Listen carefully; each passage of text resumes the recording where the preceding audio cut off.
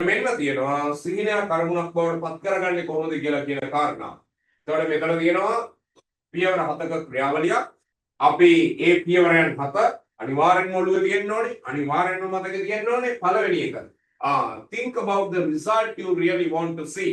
ඔබ අවසානයේදී ළඟා කරගන්න බලාපොරොත්තු වෙන ප්‍රතිඵලය මොකක්ද කියලා ඔබ දැනගන්න ඕනේ, දකින්න ඕනේ, සිහින මවන්න ඕනේ, චිත්‍රූප මවන්න ඕනේ.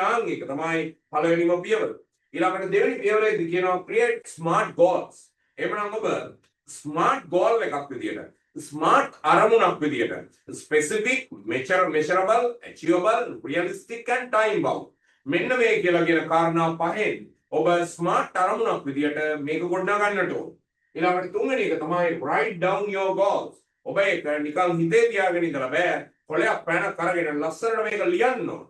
ඊළඟට කියනවා create an action plan. ඒකට ළඟා වෙන්නේ කොහොමද කියලා ඔබ දින වශයෙන්, සති වශයෙන්, මාස වශයෙන්, කාර්ය වශයෙන් සහ අවුරුදු වශයෙන් ඒකට අදාළ කරන සැලසුමක් නිර්මාණය කරන්නට ඕන.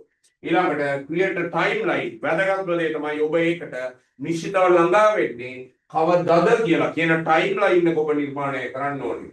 දිනවකවාන් කාල සීමාව සකසන්නට ඕනේ. ඊළඟට කියනවා take action. අමාරුම දේ ක්‍රියාත්මක වෙන එක. ඉක්මනට ක්‍රියාත්මක වෙන්න ඕනේ. පියවරෙන් පියවර අවසානයේ re-evaluate and assess. ඔබ මේක ළඟා කරගත්තාන් පස්සේ බලන්න ඔබ සාර්ථක වුණේ කොයි පැතිවලින්ද, ඔබ අසාර්ථක වුණේ කොයි පැතිවලින්ද. එතකොට ඔබ අදා ගන්න ඕන අඩුපාඩු වැරදි මොනවද කියලා කියන එක. මොකද අරමුණකට ළඟා වෙච්චාම අපිට ඉගෙන ගන්න දේවල් දෙකක් තියෙනවා. මොනවද ඒ දේවල් දෙක? What went well? මොනවද හොඳට ඉදිරියට ගියේ? Things to be improved. මොනවද අපි වැඩි දියුණු කරගත යුතු දේවල්? එන්නම් මේ කාරණාව තමයි මේ තියෙන්නේ. ඊට පස්සේ ඔබට තවත් අරමුණක් ඒ වගේ ගොඩනගන්නට පුළුවන්. සිහිනයක් අරමුණක් බවට පත් කිරීමට අනුගමනය කර යුතු ප්‍රධාන උපක්‍රම තුන මොනවද කියලා? නිසලස පැහැදිලිව ලියූ අරමුණක් තියෙන්නට ඕනේ අනිවාර්යෙන්ම. මේක වැදගත්ම වචනේ මොකක්ද? මේක වැදගත්ම වචනේ මොකක්ද? මේක වැදගත්ම වචනේ තමයි මෙන්න මේක. මොකක්ද මේක වැදගත්ම වචනය? මේක වැදගත්ම වචනය තමයි මෙන්න මේක. නිසලස පැහැදිලිව ලියූ අරමුණක් තියෙන්නට ඕනේ. නිකන් හිතේ තියාගෙන ඉඳලා බෑ. මේක ලියලා තියෙන්න ඕනේ පැහැදිලිව. Write it down. Ink it down. මේක නිශ්චිතව තීන් තෙන් පෑනින් ලියලා තියෙන්න ඕනේ මේක. නිශ්චිතව පැහැදිලිව ලියූ අරමුණක් තියෙන්නට ඕනේ. ඊළඟට අපි කියනවා දෙවෙනි කාරණාව විදියට මොකක්ද? අපි කතා කරනවා එhmenan දෙවෙනි කාරණාව විදියට. මොකද්ද මේ දෙවෙනි කාරණාව? දෙවෙනි කාරණාව තමයි අරමුණ ජයලැබීමේ සැලසුමක් ඔබට තියෙන්න ඕනේ. ස්ටෙප් බයි ස්ටෙප් ප්ලෑන් එකක් තියෙන්න ඕනේ. මේ අවුරුදු ඉවරයක් වෙනකොට මෙතෙන් ළඟා වෙන්න නම් පළවෙනි කාර්තුව ඉවර වෙනකොට මම කොතනද ඉන්න ඕනේ? ඒ වගේම ජනවාරි මාස ඉවර වෙනකොට මම කොතනද ඉන්න ඕනේ? පළවෙනි සතිය ඉවර වෙනකොට මම කොතනද ඉන්න ඕනේ? අද දවස් ඉවර වෙනකොට මම කොතනද ඉන්න ඕනේ? අද දවස් උදේවරු ඉවර වෙනකොට මම කොතනද ඉන්න ඕනේ? අද දවසේ හවස්වරු ඉවර වෙනකොට මම කොතනද ඉන්න ඕනේ? එහෙම කොටස් වශයෙන් අරමුණ ජයලැබීමේ සැලසුමක් ඔබ ගාව තියෙන්නට ඕනේ. ඒ වගේම කියනවා ඒක පියවරෙන් පියවර සටහන් කරගෙන තියෙන්න ඕනේ. ස්ටෙප් බයි ස්ටෙප් ලියලා තියෙන්න ඕනේ අනිවාර්යයෙන්ම පියවරෙන් පියවර ඒක සටහන් කරගෙන තියෙන්න ඕනේ. වැදගත්ම කාරණාව තමයි මෙන්න මේක. මේ අදාළ දේවල් ටික දවස ගානේ ඔබට මතක් කරන්න ඕනේ අනිවාර්යයෙන්ම. අනිවාර්යයෙන්ම ඔබට මතක් කරන්න ඕනේ. නම් ඔබට අනිවාර්යයෙන්ම මතක් කරලා ඉවර වෙලා නිකම්ම බෑ. දෛනික වගකීම් සිදු කරන්න ඕනේ. එදා දවසේ ඔබ කළ යුත්තේ කුමක්ද? එදා දවසේ ඔබ කළ යුත්තේ කුමක්ද? ඒක එදා දවසේ වගකීම ඔබ අනිවාර්යයෙන්ම සිදු කරන්න ඕනේ. අන්න එහෙම කළොත් තමයි ඔබ අනිවාර්යයෙන්ම සාර්ථකත්වයට පත් වෙච්ච පුද්ගලයෙක් වෙන්නේ, ජයග්‍රාහකයෙක් වෙන්නේ, achiever කෙනෙක් වෙන්නේ එතකොට. right? අපි යන් ඉස්සරහට එන්න. එහෙනම් මෙන්න මේ කරුණු කාරණා තුන පියවරෙන් පියවර ඔබට පැහැදිලිව කරගන්න පුළුවන් නම් අර කලින් අපි පෙන්නපු 7 step අපිට අරමුණක ඉලක්කයකට යන්න පුළුවන් පියවර 7 අපිට සජීවීව අනුගමනය කරගෙන ඉදිරියට යන්නට පුළුවන්. එහෙනම් ඔබ දන්නවා මේ වෙලාවේදී ස්මාර්ට් කියලා කියන්නේ මොකක්ද කියලා. මම අලුතෙන් කියලා දෙන්න ඕනේ නැහැ. ස්පෙસિෆික්, මෙෂරබල්, වගේම achievable, වගේම realistic. අවසානයේදී අපි කියනවා නිශ්චිත කාලවකවානුවක් තියෙන ටයිම් බවුන්ඩ් එකක් තියෙන දෙයකට තමයි සිහිනයක් අරමුණක් බවට පරිවර්තනය කරගන්න පුළුවන් වෙන්නේ. මම ස්ක්‍රීන් එකේ ලියලා පෙන්නනවා. මේ පැත්තේ තියෙනවා ඩ්‍රීම් එක. ඒ වගේම මේ පැත්තේ තියෙනවා ගෝල් එක. එතකොට මේ ඩ්‍රීම් එක ගෝල් එකක් බවට පරිවර්තනය කරගන්න නම් අපි අනුගමනය කළ යුතු ක්‍රමවේද වලින් එකක් තමයි අපිට පාවිච්චි කරන්න පුළුවන්. මොකක්ද? එකක් තමයි අපිට පාවිච්චි කරන්න පුළුවන් ඩ්‍රීම් එක ස්මාර්ට් ගෝල් සෙටිංగ్ ස්ට්‍රැටජි එකේ ගෙනහිල්ලා. අපි කියනවා අරමුණු ඉලක්ක නිර්මාණය කිරීමේ ක්‍රියාවලිය ඇතුළේදී ගෙනහිල්ලා. එහෙම නැත්නම් ඒ process එක ඇතුළේ ගෙනහිල්ලා අපිට පුළුවන් මේක ගෝල් එකක් එහෙම නැත්නම් නිශ්චිත අරමුණක් බවට පත් කරගන්න. අන්න එතකොට තමයි අර එහා පැත්තේ තියෙන සිහිනය අරමුණක් බවට පත් වෙන්නේ මිත්‍රවරුනි. හරි. යම් අපි එහෙමනම් ඉස්සරහට ඒ අදාළ කාරණාවත් එක්කලා අපි කියනවා ස්මාර්ට් ස්පෙસિෆික් අරමුණක් නම් අනිවාර්යෙන් මේක මොකද වෙන්න ඕන? විශේෂිත වෙන්නට ඕනේ. මං කිව්වා කාර් එකක් කියලා කිව්වත් සිහිනයක්. හැබැයි මේ ඔබ ඉස්සරහා කතා කරන දිනේෂ් ජයවර්ධන තිබුණේ නිකම් කාර් එකක් කියලා කියන සිහිනයක් නෙමෙයි. එයාට තිබුණේ මොකද්ද? එයාට තිබුණා පෙරඩුවා ඇක්ටිවා AV කියලා කියන හයස්ම ග්‍රේඩ් එකේ brand new zero mileage රුපියල් 1,00,00,000ක් වටින ආන් එහෙම විශේෂ සුදු පාට ආන් එහෙම විශේෂිත විදිහේ අරමුණක් යාගාව තිබ්බා. ආන් ඒකට තමයි නිකම් කාර් එකක් කියලා කියන්නේ නැතුව විශේෂිත කරලා කිව්වා. ඒතර ආන් ඒකට තමයි අපි කියන්නේ විශේෂිතයි කියලා. ඊළඟට දෙවෙනියට අපි යනවා මෙෂරබල් වලට. මෙෂරබල් මොකද්ද? වටිනාකම මිල කරන්න පුළුවන් වෙන්න ඕනේ. මොකද්ද වටිනාකම මිල කරන්නේ කොහොමද? එහෙමනම් මට තිබුණා රුපියල් කෝටි 1,00,00,000ක වටිනාකමක් තියෙන. රුපියල් 1,00,00,000ක වටිනාකමක් තියෙන වාහනයක් ගන්න. එහෙනම් මෙන්න තියෙනවා මෙෂරබල්. අපිට මයින්ඩ් පුළුවන් වෙන්න ඕනේ මිලක් නියම කරන්න පුළුවන් වෙන්න ඕනේ. ආන්ගේ මිල ආන්ගේක මයින්ඩ් පුළුවන් වෙන එක අපිට පුළුවන් මිලක් විදියට ඉස්සරහට යන්න. යන්න අපි ඉස්සරහට. එහෙනම් මෙෂරබල් එක මයින්ඩ් පුළුවන් වෙන්න ඕනේ. කොහොමද මේක මයින්ඩ්? එතකොට මේක මයින්ඩ් පුළුවන් වෙන්න ඕනේ. මේක නම් මිලක් නියම කරන්න පුළුවන් වෙන්නට ඕනේ. එහෙනම් මෙන්න මේක තමයි මෙෂරබල් කියලා. කියන්නේ ඊළඟට බලන්න ඕනේ achievable. මගේ ජීවිතේ ගත්ත පළවෙනි කාර් එක නෙමෙයි. මම මේ ගත්ත brand new zero mileage SUV එක. මේක මගේ ජීවිතේ මම මිල දීලා ගත්ත හතරවෙනි වාහන. ඊට ඉස්සෙල්ලාම ගත්තේ Maruti 800 එකක්. ඊළඟට දෙවෙනියට ගත්තේ Suzuki Celerio එකක්. ඊළඟට තුන්වෙනියට ගත්තේ පෙරඩුවා Brezza එකක්. ඊළඟට හතරවෙනියට ගත්තා brand new zero mileage SUV එකක්. දැන් එහෙමනම් මං හිතපු තැනේ හැටියට අපි බලන්න ඕනේ මේක මට ග්‍රහණය කරගන්න පුළුවන්ද? මං කායික ශක්තියෙන්, මානසික ශක්තියෙන්, ආර්ථික ශක්තියෙන් කියලා කියන තුනේ කොහොමද බලන්නේ? කායික ශක්තියෙන් ඔබ මේක achieve කරන්න පුළුවන්. කායික ශක්තියකින් ඉන්න ඕනේ.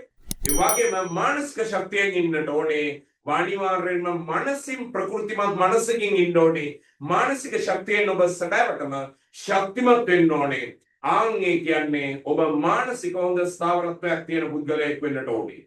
කායික ශක්තියෙන් මානසික ශක්තියෙන් විතරක් බෑ. නිකම් වාහනයක්. මම යුනයිටඩ් මෝටර්ස් කම්පැනියට ගිහිල්ලා අනේ මං හරි ආසයි පෙරඩුවා ඇටිවා එකක් ගන්න මට දෙන්නකෝ පෙරඩුවා ඇටිවා එකක් කිව්වට දෙන්නේ නැහැ. ආර්ථික ශක්තියෙන් ශක්තිමත් වෙන්නත් ඕනේ. 1,00,00,000ක් ලක්ෂ 110ක් ගෙවන්න ඕනේ. ඒක නිසා මතක තියාගන්න කායික ශක්තියෙන් මානසික ශක්තියෙන් ආර්ථික ශක්තියෙන් ශක්තිමත් වුණොත් තමයි මේ ගෝල් එක achievable වෙන්නේ. මේක ළඟා කරගන්න පුළුවන් වෙන්නේ. ඊළඟට මතක තියාගන්න මේක රියලිස්ටික් වෙන්න ඕනේ. මේ ලෝකේ යථාර්ථවාදීව තාත්විකව පේන්න දකින්න අල්ලන්න පදින්න අපිට කරන්න පුළුවන් දෙයක් වෙන්න ඕනේ. නැත්නම් 2050 තියෙන්න තියෙන වාහනයක් මම අද රියලිස්ටික් කරන්න මට ඒක ගන්න බෑ. ඒක අන්රියලිස්ටික් දෙයක්. ඒ වගේම මම අඟහරු වලට යන රෝවර් යානය NASA එකෙන් ගන්න ප්ලෑන් කරලා හරියන්නේ නැහැ. එහෙමනම් මම බලන්න ඕනේ මේ වෙලාවේ ලංකාවේ තියෙන ලංකාවට ඉම්පෝට් කරගන්න පුළුවන් ලංකාවේ පාරවල මේ වෙලාවේ යන්නේ නැද අපිට මිනිස්සු පදින පාවිච්චි කරන්න අල්ලන්න පුළුවන් පදින්න පුළුවන් එක්ස්පීරියන්ස් කරන්න පුළුවන් සතුටු වෙන්න පුළුවන් ඒ වගේ රියලිස්ටික් යථාර්ථවාදී තාත්වික දෙයක් වෙන්නට ඕනේ. ඒ වගේ මිත්‍රවරුනි වැදගත්ම කාරණාව තමයි මෙන්න මේක. මොකක්ද ඒ තමයි it's timely. මට තිබුණා නිශ්චිත දවසක්. කවද නිශ්චිත දවස? මට තිබුණු නිශ්චිත දවස තමයි 2026 ජනවාරි මාසේ 4 වෙනිදා. ඒක තමයි මං දකින මගේ ජීවිතේ වාසනාවන්තම දවස. ජනවාරි මාසේ 4 තමයි මං දකින මගේ ජීවිතේ වාසනාවන්තම දවස. ඇයි? එදා තමයි මම මේ ලෝකයේ ආලෝකයේ ඉස්සල්ලාම දැක්කේ. එවනම් මම ටයිම් බවුන්ඩ් එකක් දාගෙන තිබුණා 2026 ජනවාරි මාසේ 4 වෙනිදා මම මේක අචීව් කරනවායි කියලා. පොඩ්ඩක් ලෝන් එක එහාට මහාට වෙලා චෙක් එක රියලයිස් වෙලා පර්චේස් ඕඩර් එක අර පැත්තෙන් ගිහිල්ලා මෙහෙන් රෙජිස්ට්‍රේෂන් ප්‍රොසෙස් දාලා ඊළඟට මොනවාද වෙහිකල් යාඩ් එකේ වාහනේ ලෑස්ති වෙලා එනකොට තව දවස් 3ක් ගියා ඒක වෙනම කතන්දරයක්. එවනම් මම්මගේ වාහනේ ඔබට ගත්තේ උදාහරණයක් විදියට මතකයි නේද? එවනම් ස්පෙસિෆික් විශේෂිත වෙන්නට ඕනේ. මෙෂරබල් ඒක මයිල්ඩ් පුළුවන් වෙන්න ඕනේ. මිලක් නියම කරන්න පුළුවන් වෙන්න ඕනේ. වටිනාකමක් කියන්න පුළුවන් වෙන්න ඕනේ. ඊළඟට කියනවා achievable. කායික ශක්තියෙන් මානසික ශක්තියෙන් ආර්ථික ශක්තියෙන් කියලා කියන තුනෙන්ම ඔබ ශක්තිමත් වෙන්න ඕනේ මේක ළඟා කරගන්න නම්. ඒ වගේම මිත්‍රෝනි අවසානයේ අපි කියනවා රියලිස්ටික් තාත්විකව මේ ලෝකේ දකින්න පදින්න පුළුවන් එක්ස්පීරියන්ස් කරන්න පුළුවන් දෙයක් වෙන්නට ඕනේ. ඒ වගේම අවසානයේ අපි කියනවා ටයිම් බවුන්ඩ් නිශ්චිතව මේක ළඟා කරගැනීමේ දිනවකවානු තියෙන්නට ඕනේ. එබනම් අන්නේ කරුණු කාරණා පහ මේ අවුරුද්දේ ඔබේ සිහිනයට ගොනු කරන්න. මේ අවුරුද්දේ ඔය සිහිනයට මේ අවුරුද්දේ ඔබේ තියෙන ඩ්‍රීම් එකට අන්නේ කරුණු කාරණා පහ විශේෂයෙන් ගෙනෙන්න. එතකොට නිකම් අරමුණු විතරක් තිබිලා බෑ. ජීවිතයේ සමස්තය ආවරණය වෙන්න ඕනේ. සාර්ථක පුද්ගලයෙක් නම් ජීවිතයේ සමස්තය ආවරණය වෙන්න ඕනේ. ජීවිතේ හැම පැත්තක්ම ආවරණය වෙන්න ඕනේ. work life balance තිබුණේ ඉස්සර. දැන් තියෙන්නේ මොනවද? දැන් තියෙන්නේ work life integration තමයි දැන් තියෙන්නේ. ඉස්සර තිබුණේ රැකියා ජීවිතේ එක පැත්තක තියෙනවා. ඒ වගේම පෞද්ගලික ජීවිතේ තව පැත්තක තියෙනවා. මේ දෙක සීසෝ එක වගේ බැලන්ස් කරන්න උත්සාහ කරනවා. දැන් මේ concept එක කල්පනාලා තියෙන්නේ. දැන් තියෙන්නේ working life එක පැත්තක තියෙනවා. ඒ වගේම personal life එක පැත්තක තියෙනවා. මේ දෙක දැන් integrate වෙලා තියෙන්නේ. මේ තියෙන්නේ. දැන් මේ දෙක එකට එක සම්බන්ධ වෙලා තියෙන්නේ. ඇයි? දැන් ඇමරිකාවේ වැඩ කරන කෙනෙක් සමහර වෙලාවට ඇමරිකාවට යන්න ඕනේ. එයාට ලංකාවේ ඉඳලා වැඩ කරන්න පුළුවන්. එයාට work from home දීලා තියෙනවා. ඉස්සර අපි රැකියාවක් කරනවායි කියලා කියන්නේ උදේ 8යි, උදේ 9යි, 8:00යි, හැන්දෑවේ 4, 4:00, 5 ආන්ගේ වගේ ටයිම් එකක්.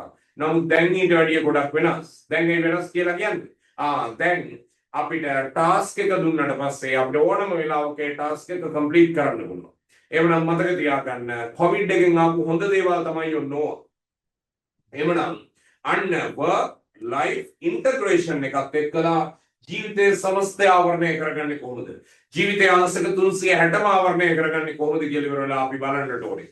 එවනම් යම් අපි ඉස්සරහට පියවරෙන් පියවර අපි ඉස්සල්ලාම බලමු එමනම් 360 degree wheel of life පළවෙනිම දේ තමයි අංශක 360යි ජීවිතයේ සමස්තය සමබර කරන්නට නම් අනිවාර්යෙන්ම මොකද්ද තියෙන්න ඕනේ?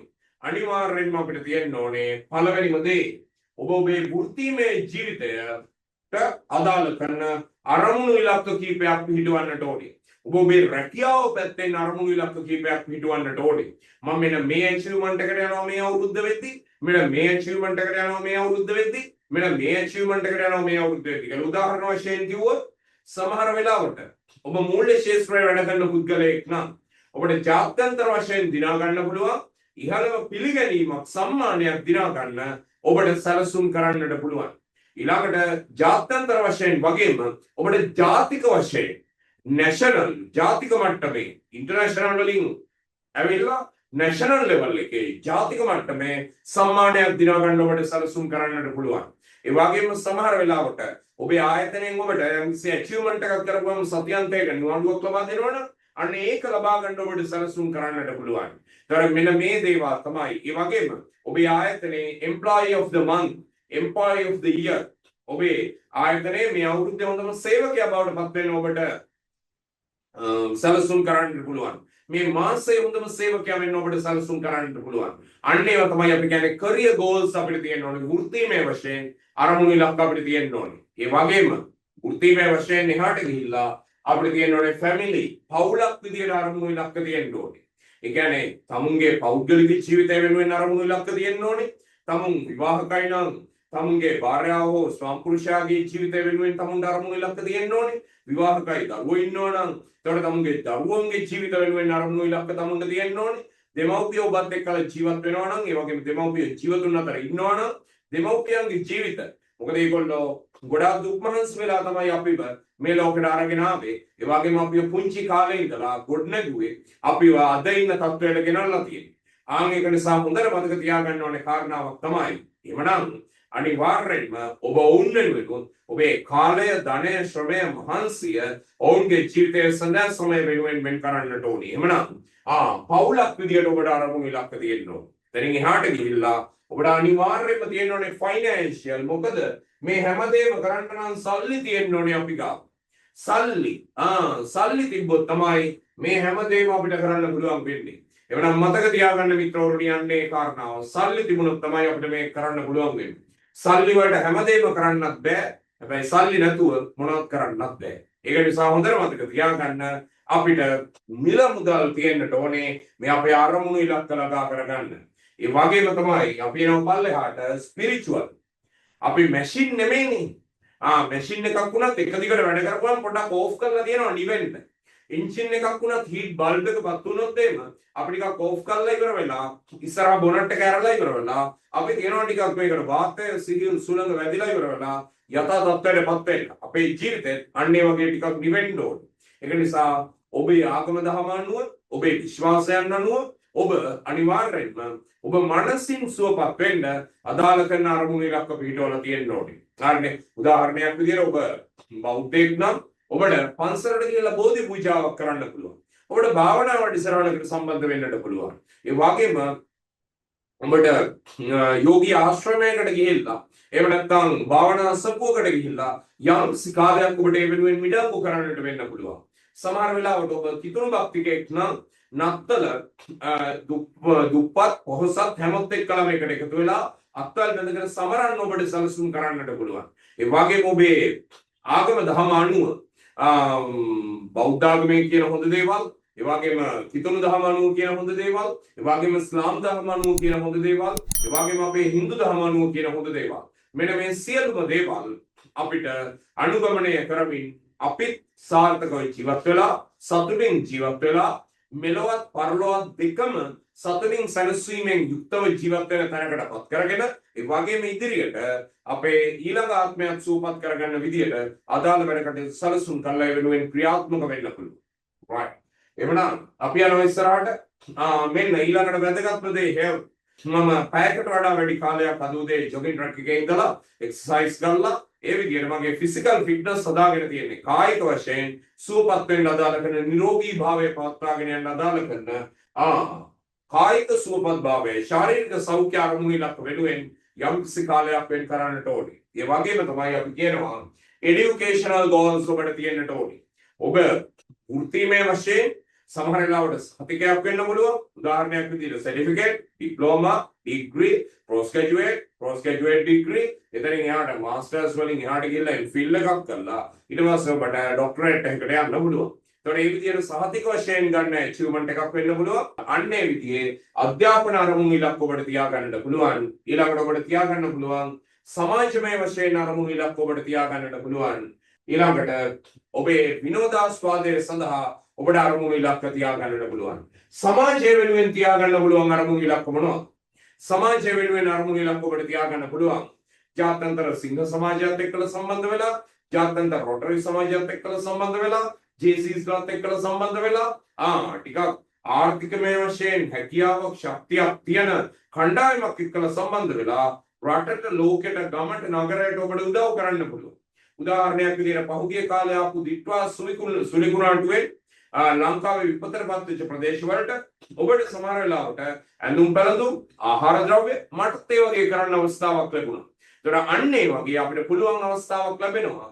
ඒ වගේ දේවල් වලට දායක වෙලා සමාජය වෙනුවෙන්, රට වෙනුවෙන් යමක් කරන්න. වාංගියවට තමයි අපි කියන්නේ සමාජමය අරමුණු. ඊළඟට ඔබේ මානසික සුවපත්භාවය වෙනුවෙන් තියාගන්න ඕන අරමුණු වලට තමයි අපි කියන්නේ fun and entertainment goals. Fun and entertainment goals. දැන් උදාහරණයක් විදියට හොඳ සතුටු විතර සින්දුවක් අහන්න පුළුවන්. මනස සුවපත් වෙන සින්දුවක් අහන්න පුළුවන්. ගංගාවක් ගලාගෙන යන තැනකට දියල්ලක් ගාවට ගිහිල්ලා ලස්සනට ඒක විඳින්න පුළුවන්. ඇස් දෙකෙන් විඳින්න පුළුවන්, කනෙන් විඳින්න පුළුවන්. ඒක දිහා බලාගෙන ඉඳලා වතුරේ බැහැලා විඳින්න පුළුවන්. ඒ විදියට ඔබට සුවපත් භාවයට පත් වෙන්න පුළුවන්. මානසිකව කායිකව සැහැල්ලුවෙන් සුවපත් භාවයට පත් වෙන්න පුළුවන්. ඔබ කැමති නම් හොඳ වාහනයක් ඩ්‍රයිව් කරන්න. ඒක සමහර වෙලාවට ඔබේ ෆන් ඇන්ඩ් එන්ටර්ටේන්මන්ට් ගෝල් එකක් වෙන්න පුළුවන්. ඔබ කැමති නම් කන්දක් නගින්න. ඒක ඔබේ ෆන් ඇන්ඩ් එන්ටර්ටේන්මන්ට් ගෝල් එකක් වෙන්න පුළුවන්. ඔබ කැමති සමහර වෙලාවට මොනවාද සෝෂල් මීඩියා එක හරහා මොනවා හරි විශේෂයෙන් යමක් කරන්න නම් ඔබට ඒ වෙනුවෙන් යම් කිසි කාලයක් වෙන් කරන්න පුළුවන්. ෆන් ඇන්ඩ් එන්ටර්ටේන්මන්ට් ගෝල් එකක් වෙන්න පුළුවන්. හැබැයි සෝෂල් මීඩියා පාවිච්චි කරනවා නම් අනිවාර්යෙන්ම ලිමිටඩ් ටයිම් ෆ්‍රේම් එකක් ඇතුළේ වෙන්න ඕනේ. නැත්නම් අපි ඒකට ඇඩික්ට් වෙනවා. අවසානයේට අපේ කාලය ගත වෙනවා අපි දන්නේම නැතුව. ඒ නිසා හරියට මතක තියාගන්න මෙන්න මේ කාරණාව. එවනම් මම ජීවිතේ අංශක 360 ආවර්ණය වෙන පැති 8ක් ඔබට පෙන්වනවා.